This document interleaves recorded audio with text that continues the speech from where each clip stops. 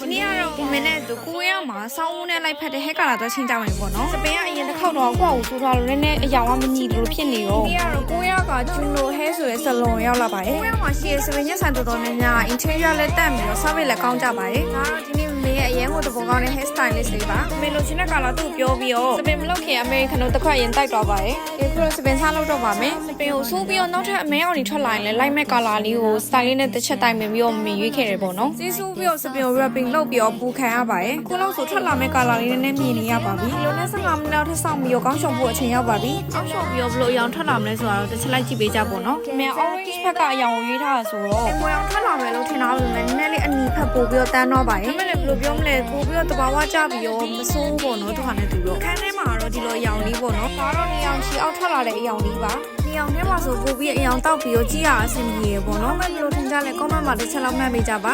ဟုတ်ပြီတော့အားလုံးပဲနောက်ဗီဒီယိုတွေမှာမြင်ကြပါမယ်